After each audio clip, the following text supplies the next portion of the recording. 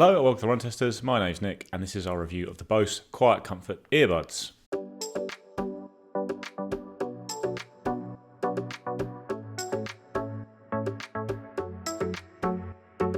So the Bose QuietComfort Earbuds are the latest generation of Bose's entry-level QuietComfort headphones sitting below the QC Ultra. They are a fair bit cheaper at that model, costing $179.95 in the UK and $179 in the US. So that price puts them notably cheaper than some big rivals in the kind of premium earbuds realm. Things like the AirPods Pro 2 or the new Powerbeats Pro 2 are coming well above that price. And they've got a slightly different design to past Bose models in their QC Earbuds range. They don't have the stem that kind of hangs a little bit below the ear. I haven't tested the latest QuietComfort Buds Ultra, but I have tested a previous version of the QC Earbuds.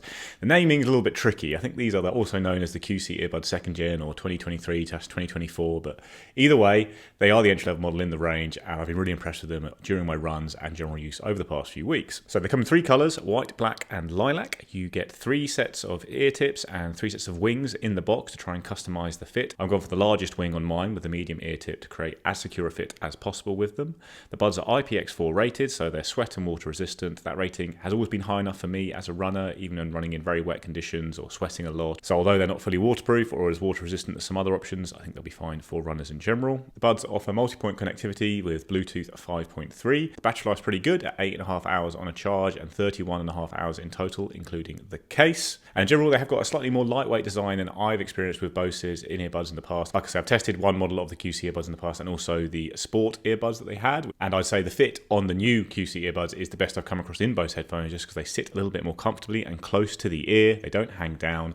If you put the largest wing on, as I have, you do get a really nice secure fit, but it's still a really comfortable one. So that wingtip is a very soft and flexible silicone. You can tuck it into the ear. I found the best way to get a good fit was to turn the earbuds in almost and tuck that flap in under the fold in the top of my inner ear there. And it's been reliable on the run for sure. Like, I don't always get on that well with in-earbuds myself. Things like the AirPods Pro would often fall out of my ears and that kind of thing. So having a wing usually helps me out, and this has been a pretty secure fit all round for sure. I've used these buds for several long runs and marathon training, and although I've had to occasionally adjust the fit a little bit on the run, it's not been that much, and they've been very comfortable for wear for hours at a time, both when running and not running. I took them away travelling over the weekend and wore them for the entire trip there, to get the benefits of the noise cancelling on the plane and that kind of thing. And all round, I think the fit is really excellent. Like, it's not absolutely perfect, it's not as secure as maybe something with an ear hook, but I had no problems with it really on the run. And I think you're getting a rare combination of security and comfort here with these headphones, because in-earbuds with wings like this can sometimes irritate my ear, and I haven't had that problem with the QC earbuds. Moving on to controls, and you have touch controls on these headphones via the panel on the side of the buds, and also voice controls. You can customize both of these in the Bose app and really customize them. You can have pretty much options for anything on both buds, including volume up and down and switching between sound modes on there. Touch panels work pretty well. They are quite reliable. You do get a little bit of feedback on them from them when you do click a control, so you know what you selected.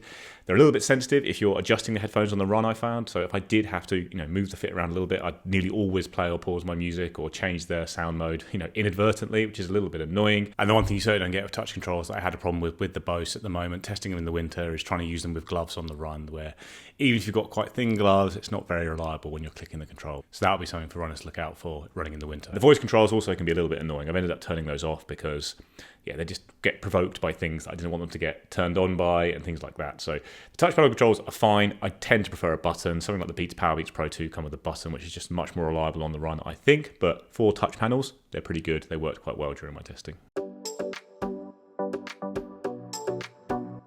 On to sound quality then, and the first thing we usually say in these reviews is that while we all appreciate good sound, we're not necessarily the reviewers you go to if you just want to focus on sound in your review. There are definitely really good audio publications out there that will give you more of an insight into this, but I found that the buds sounded really good to me on the run and outside of my runs as well. Getting nice, loud, clear sound, especially in the upper ranges, really nice amount of clarity there. I tend to listen to kind of more indie alternative music. I do also like throwing on some more bass heavy stuff when on the run as well, and although these aren't the most bass forward headphones out there compared to things like Beats, they have plenty of power in that range. You can customize the EQ as well in the partner app with a few presets or a customizable EQ using 5 bars, which is what I've used mostly throughout my testing. And overall, I'd say that sound quality is certainly a strong point for the Bose QC Earbuds, especially at their price point. They're coming in a fair bit cheaper than some premium buds and offering, I think, equally good sound quality to things like the AirPods Pro at a lower price. So as you'd expect from any Bose audio product, really, the sound quality is a strength.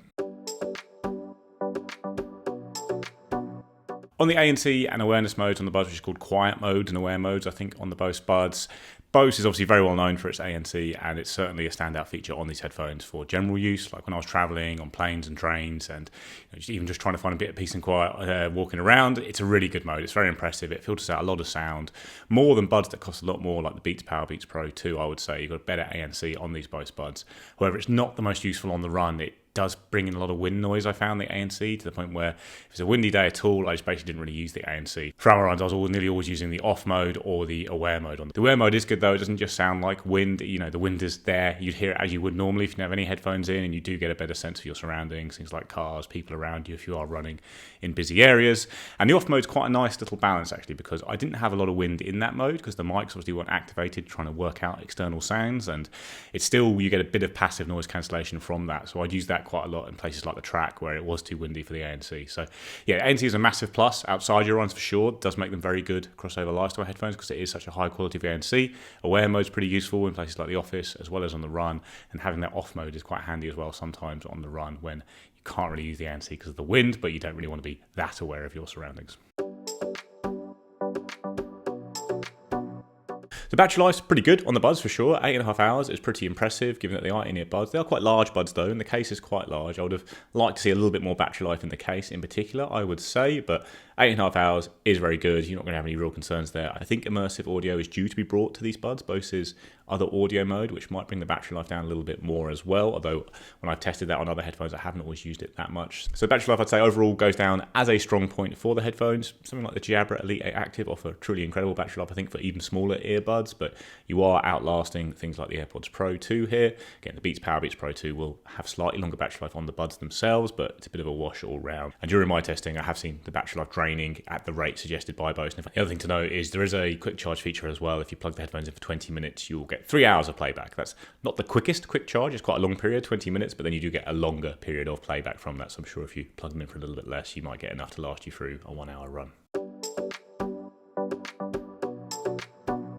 On to verdict then, and I think the Bose QC Earbuds are a very strong option for runners who are looking for one set of high-end headphones to use throughout their daily life as well as on the run. You really are getting exceptional sound quality and ANC here for the price, and then you are getting a really reliable and comfortable fit for the run as well. So although I didn't find the ANC the best on the run, I think in general it's a very nice thing to have on your headphones. It really does block out the noise of traveling very well in particular. The transparency mode is also useful in the office, and then on the run you can just easily turn it off using the controls, which are pretty good for touch panel controls, and enjoy a nice comfortable fit that you can then just carry on wearing for the rest of your day without irritating the ears or finding that the headphones come loose. So they are a really good option, and the price is really good, especially as at the moment I think they're reduced to £130 at the moment in the UK, and that's very competitive because I do think you're hitting a similar standard here to things like the AirPods Pro 2, Beats Powerbeats Pro 2, and you're getting it at a lower price. Like, it's in line with the Jabra Elite 8 Actives price, especially as those headphones are often in sales as well.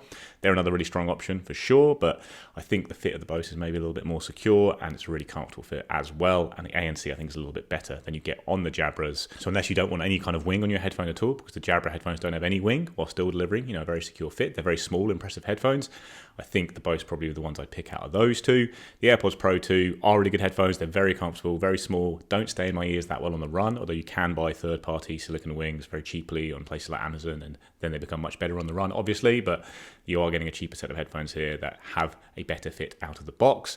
Beats Powerbeats Pro 2, I think you're getting better sound and ANC on these Bose headphones at a lower price, but you do get the ear hook on the Beats, and that does deliver the most reliable fit for running that you can get. You also get physical controls. They're really exceptional headphones. I really liked using the Beats Powerbeats Pro 2, but these are cheaper, and if you don't really want an ear hook there on your headphones for general use, I think it's slightly preferable to not have that, and you have got this as an option. I'd also say don't buy the Beats Powerbeats Pro 2 for the heart rate monitoring, because we didn't have the best experience with that in our testing, at least not yet. It's a feature that might improve over time, but it's not one that we found particularly useful for runners just yet, so that wouldn't be a reason to look at those ahead of the Bose. You could also look at some cheaper Jabra options though if you're not so concerned about sound and ANC. Things like the Elite 7 Active and the Elite 4 Active are really good headphones, in-ear buds that have a pretty reliable fit for me, I found, on the run, and sound pretty good, have pretty okay ANC, that kind of thing. You can get an upgrade with these Bose buds, but you can find those headphones very cheaply now, and they're really good in-ear buds that cross over from sports to general use very well. All round, enjoyed them in the run test. I think they're really good headphones for people who want that top-notch sound quality and ANC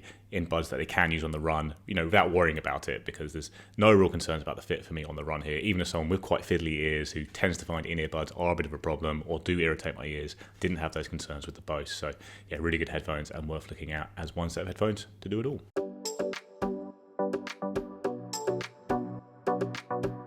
That's our review of the Bose QC Earbuds 2. Let us know what you think in the comments below. Please like and subscribe, ring the little bell, and we'll see you next time.